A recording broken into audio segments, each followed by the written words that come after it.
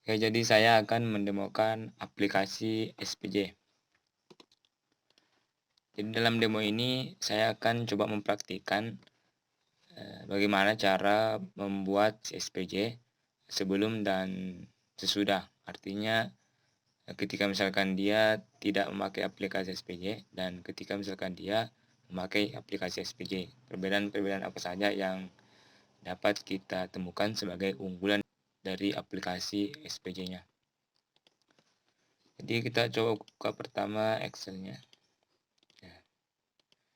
Dalam laporan pertanggungjawaban itu biasanya ada 3 unsur penting: nota pesanan, berita acara penyerahan barang, dan faktur pajak. Berita acara penyerahan dan faktur pajak itu biasanya mengikut. Artinya berita acara dan faktur pajak biasanya isiannya sama. Oke, jadi pertama kita coba buat nota pesanan. Kita tulis nomornya, misalkan dia 001 bulan 8 ya, bulan 8. Kita coba isikan nama rekanan,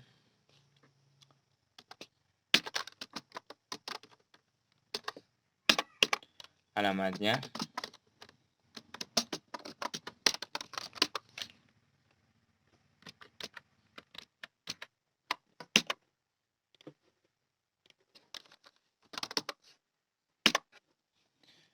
kita isikan list barang yang kita pesan.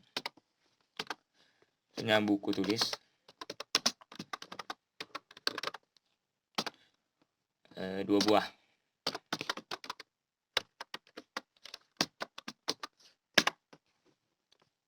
Dua pulpen, 1 buah. Kita isikan tanggal pemesanannya, misalkan tanggal 1 Agustus.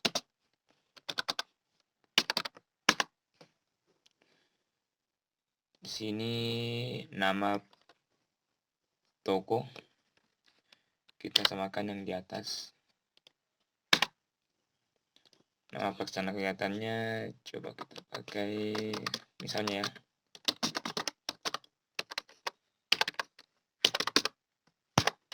Oke, selesai. Nota pesan selesai. Kita coba buat berita acara penyerahannya. Kita analogikan misalnya barang diterima besok ya, tanggal 2 hari Senin. Tanggal 2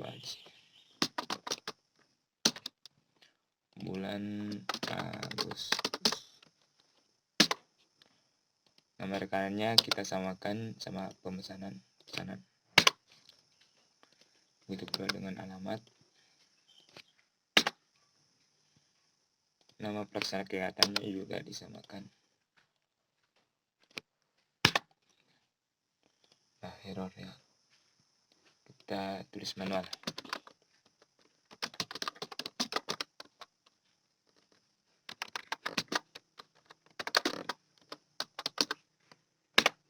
Oke. Nomornya, jenis barangnya kita samakan dengan nota pesanan supaya cepat ya. Banyaknya, satuannya ya, harga satuan misalkan 3.000. Jumlahnya itu berarti banyaknya dikali harga satuan. Oke, barang kedua misalkan pulpen tadi ya, 1 buah.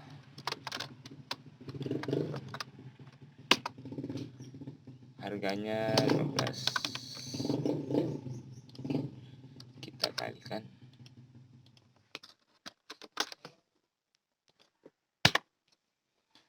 Kemudian dijumlah. Oke, 7.500. Nama yang menerima berarti pelaksana kegiatannya kita samakan di atas. Kemudian yang menyerahkan berarti BUMDes. Oke, selesai ya. Kita pindah ke faktur pajaknya. Kita tuliskan nama barang.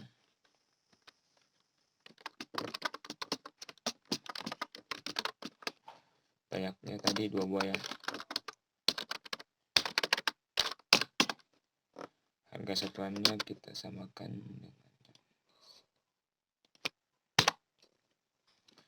Kemudian barang kedua, pulpen 1 buah. Harganya kita samakan. Kemudian jumlah.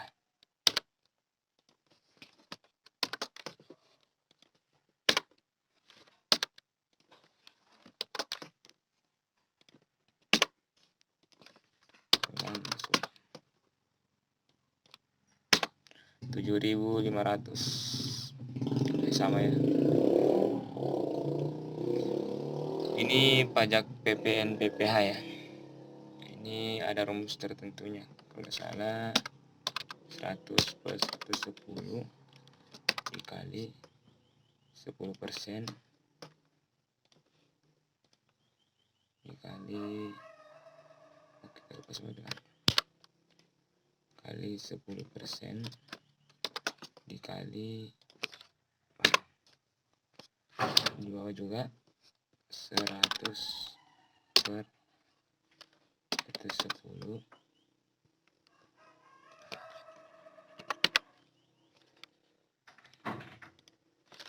dikali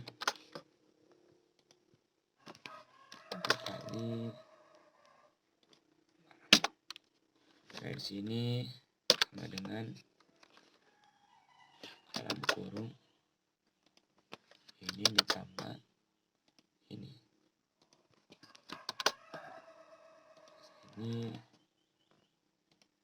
dikurang di 6.716 rupiah. Kita tulis terbilangnya 6.716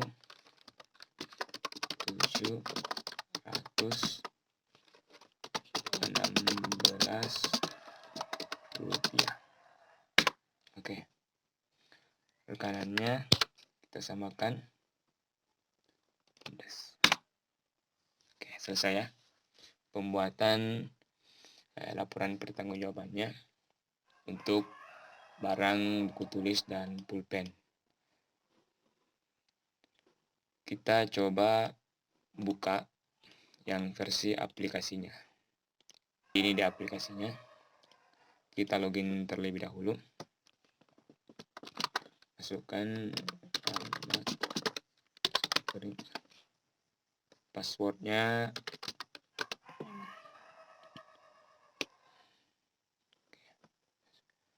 Oke, ini master. Saya perkenalkan dulu ya. Ini master adalah database kegiatan dan database barang. Di laporan itu nota pesanan dan berita acara. Mungkin ada yang sebagian bertanya, kenapa tidak ada faktur pajaknya? Faktur pajaknya itu kita masukkan di sini. Ya, karena isiannya sama dengan berita acara.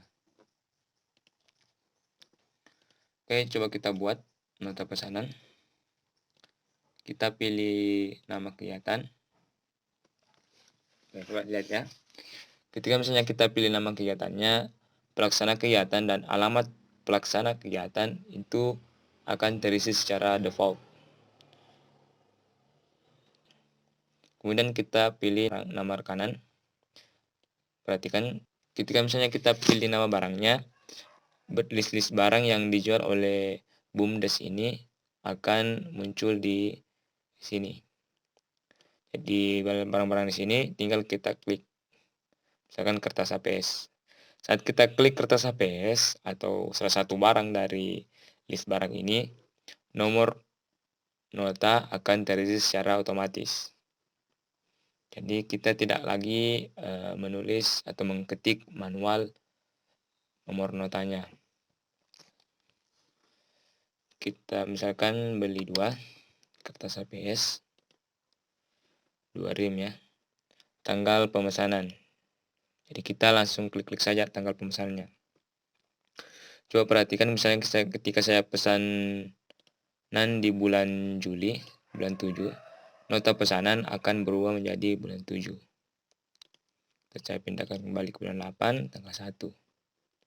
Kita coba simpan, atau berhasil simpan, kemudian cetak. Nah ini dia, nomor pesanan, alamat rekanan, barang yang dipesan, jumlah pesan. Ya. Jika barangnya lebih dari 1 juga bisa kita buat dengan cepat ya. Misalkan kita coba beli 1 yang ini, beli 1 yang ini, beli yang ini, beli yang ini. Nah, ada 4 barang dan totalnya di sini sudah dijumlah secara otomatis ya. Tanggal pemesanannya, lihat nomor notanya, dia akan berubah menjadi 2. Karena yang pertama tadi kan nomor 1 ya. Kemudian kita simpan, cetak. Ya. Ini dia nomor yang kedua, nota pesanan yang kedua tadi. Lalu bagaimana dengan berita acaranya? Berita acaranya kita coba buka, pilih kegiatannya, sama dengan nota pesanan tadi. Ketika misalnya kita pilih kegiatannya, pelaksana kegiatan dan alamat pelaksana kegiatan akan terisi secara otomatis. Nah, di sini ada nomor nota. Nomor nota di sini itu dari yang dipesan tadi. Data-data yang di berita acara itu diambil dari data nota pesanan. Di sini ada 2 nota pesanan. Ada nota pesanan yang pertama, datanya kertas HPS. Nota pesanan yang kedua.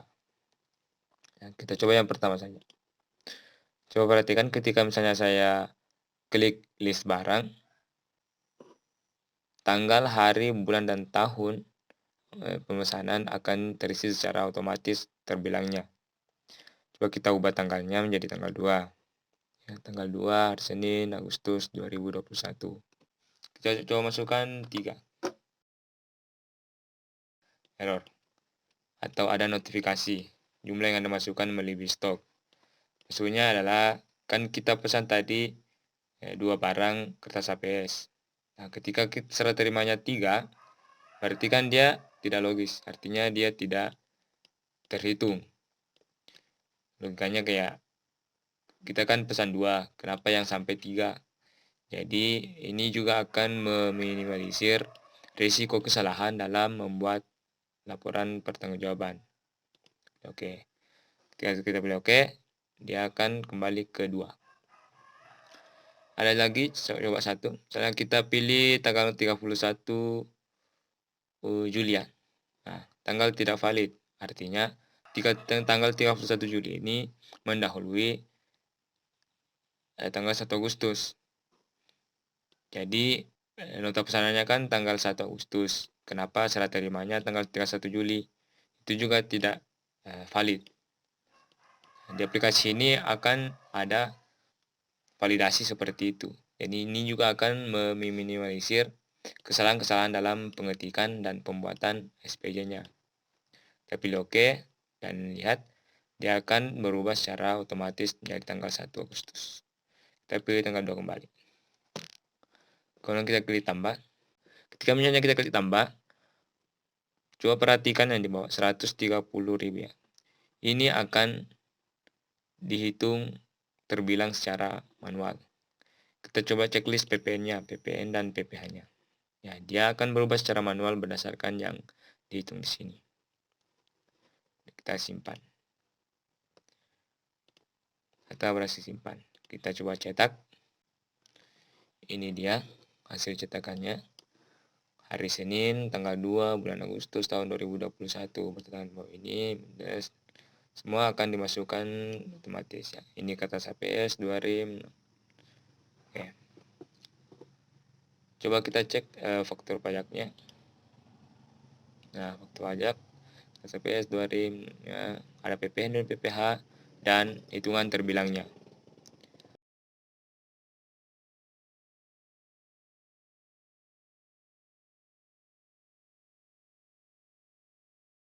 Jadi dengan aplikasi ini akan sangat memudahkan dan mempercepat pembuatan SPJ.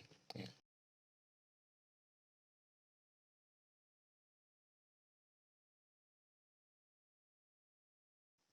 Jadi kelebihan-kelebihan dari aplikasi ini yang pertama adalah mempercepat pekerjaan, yang kedua meminimalisir resiko kesalahan pengetikan, dan yang ketiga meminimalisir resiko kesalahan atau kekeliruan dalam pembuatan aplikasi SPJ-nya. Mungkin itu demonya.